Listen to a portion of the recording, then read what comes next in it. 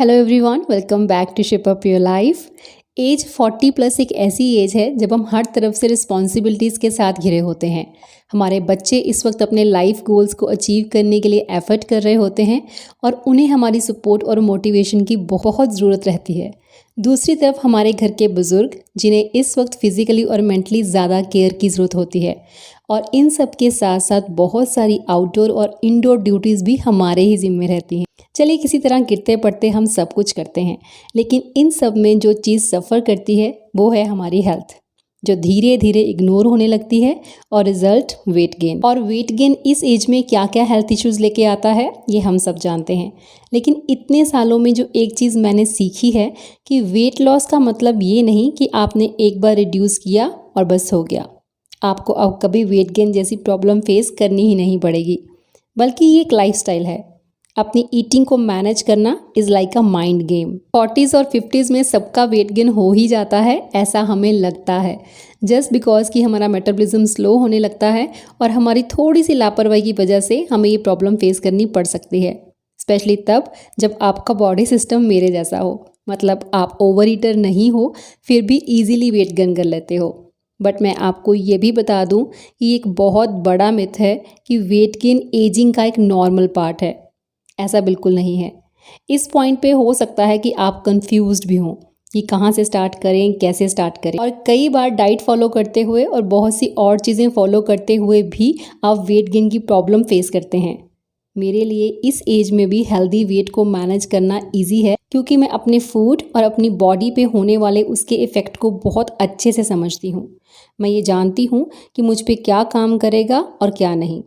मैं अपने वेट की केयर इसलिए नहीं करती कि मुझे खुद को शेप में रखना, बल्कि इसलिए करती हूँ क्योंकि मैं जो भी खाती हूँ वो मेरी हेल्थ को इफ़ेक्ट करता है। वेट लूज़ करने के लिए अपनी कैलोरीज और फैट को बहुत ज़्यादा रिस्ट्रिक्ट करना भी ठीक नहीं।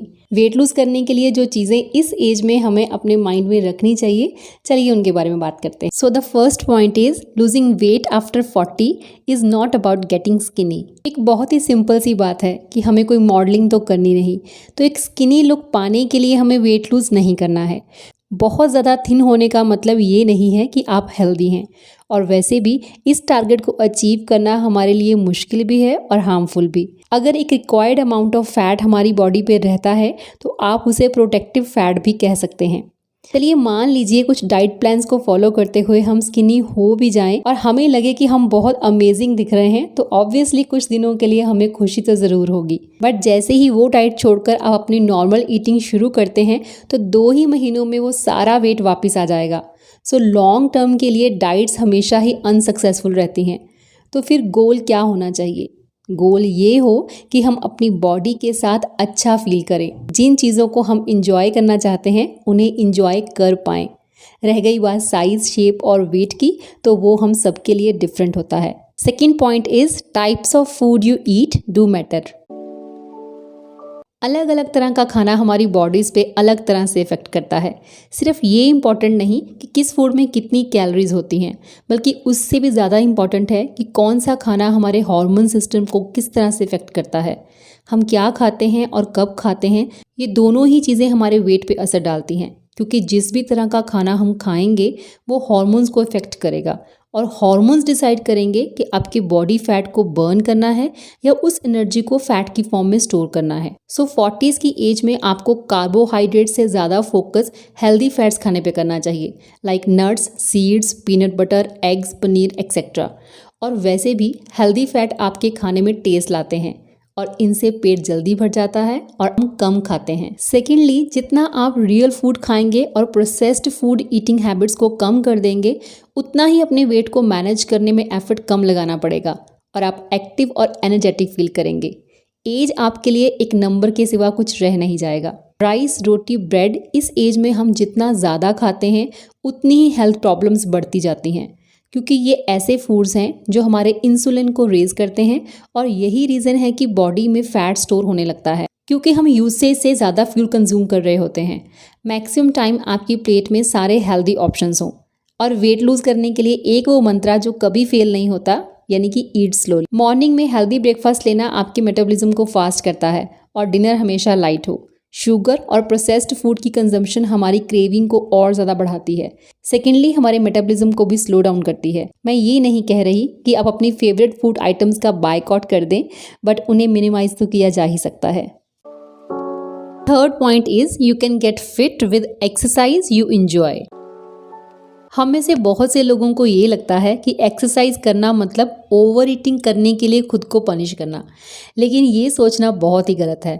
कुछ लोग बहुत ज़्यादा वर्कआउट करते हैं बट फिर भी वो परफेक्ट बॉडी बना नहीं पाते जो वो बनाना चाहते हैं। कोई फर्क नहीं पड़ता कि कोई आपके सामने कैसा वर्कआउट करता है। 40 मिनट्स की ब्रिस्क वॉक भी काफ़ी इफेक्टिव होती है अगर आप कंसिस्टेंटली करते हैं। अपने लिए हमेशा वही फिजिकल मूवमेंट्स चूज करें जिनसे आपकी बॉडी बेटर फील करे, ना कि आपको ऐसा लगे कि आप खुद को पनिश कर रहे हैं। मैं अपने घर पे ही वर्कआउट करती हूँ। मैं आज तक कभी भी जिम नहीं गई। वर्कआउट करना मुझे अच्छा लगता है क्योंकि ये मुझे अपनी डेली ड्यूटीज़ को फुलफिल करने के लिए एनर्जाइज करता है। सेकेंडली, मुझे वर्कआउट के साथ कनेक्शन इसलिए भी बनाए रखना है कि आने वाले जितने भी साल ज़िंदगी रहे उतना टाइम मेरे सभी ऑर्गन्स ठीक से काम करते रहें।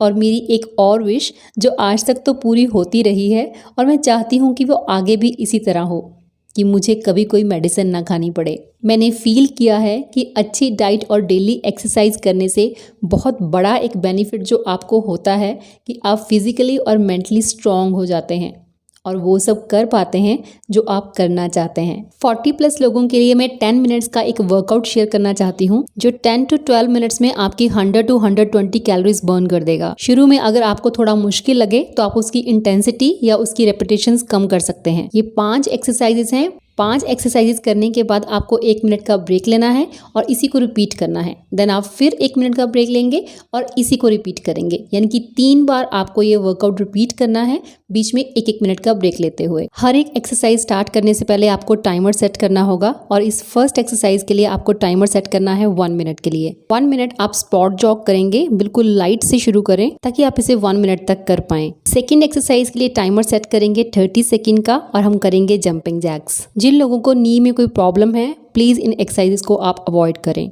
और जिनका वेट ज़्यादा होने की वजह से उनको करना डिफिकल्ट लगे वो 30 सेकंड की बजाय टाइमर 15 सेकंड के लिए लगा सकते हैं। थर्ड एक्सरसाइज के लिए टाइमर भी आपको 30 सेकंड के लिए ही लगाना है, तो हम करेंगे स्क्वाट जंप्स। ये सभी एक्सरसाइजेस आपके ब्रेथ रेट को हाई करेंगी और फास्ट कैलोरी बर्न करेंगी।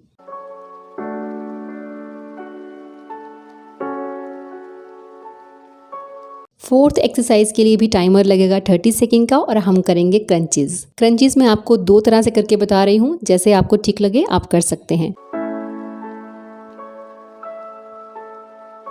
फिफ्थ एक्सरसाइज के लिए भी टाइमर लगेगा 30 सेकंड और हम करेंगे माउंटेन क्लाइंबर्स। इसके बाद 1 मिनट का ब्रेक लेंगे और इसी को रिपीट करेंगे। 2 ब्रेक्स और 3 सेट्स लगाने में टाइम कंज्यूम होगा 10 मिनट्स। रेगुलर कीजिए फॉर एटलीस्ट 1 मंथ और रिजल्ट देखिए। Fourth point is meditation. कुछ लोगों को मेडिटेट करना बहुत अच्छा लगता है, लाइक मी, लेकिन कुछ लोग इसे बिल्कुल अवॉइड करते हैं। जरूरी नहीं कि डेली 20 to 30 मिनट्स की मेडिटेशन ही आपको बेनिफिट दे सकती है। हो सकता है डेली आपके पास उतना वक्त ही ना हो, सो इट्स फाइन। सिर्फ कुछ ही मिनटों की मेडिटेशन आपको बहुत सारे हेल्थ बेनिफिट्स दे सकती है। ये आपके स्ट्रेस को रिड्यूस करने के साथ साथ आपके मूड को इम्प्रूव करती है, और मेनोपॉज में इसकी इंपॉर्टेंस और भी बढ़ जाती है जब हमारे हार्मोन्स के फ्लक्चुएट होने की वजह से मूड स्विंग्स हो रहे होते हैं। सिर्फ कुछ ही मिनटों के लिए सही, बट अपने ब्रेथ पे फोकस करें और आप हैरान रह जाएंगे कि वो आपके नॉर्मल डे को एक बेस्ट डे बनाने में किस तरह काम करती है। और बेड के साथ बाउंड रहना या अपने स्मार्टफोन्स की नोटिफिकेशन चेक करते रहने से तो ये कहीं ज़्यादा बेटर है। Fifth and last point is role of water. अपने दिन की शुरुआत हमेशा अपने सिस्टम में से टॉक्सिन्स को फ्लश आउट करने में करें। सो फर्स्ट थिंग, अपनी बॉडी को रिहाइड्रेट करना है।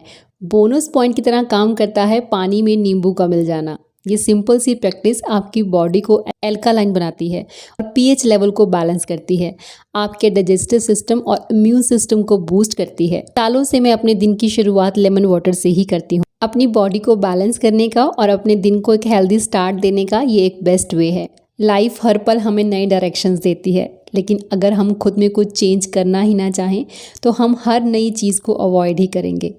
इस एज में यही होता है और उस एज में वही होता है, ये मान के बैठ जाना मतलब खुद को एक बहाना देना कुछ ना करने का। Seriously age is just a number ही रहता है उन लोगों के लिए जो अपनी एज को अपनी पर्सनालिटी पे हावी नहीं होने देते। Stay active and stay strong. चलिए मिलते हैं फिर नेक्स्ट वीडियो में। Till then bye bye, take care and stay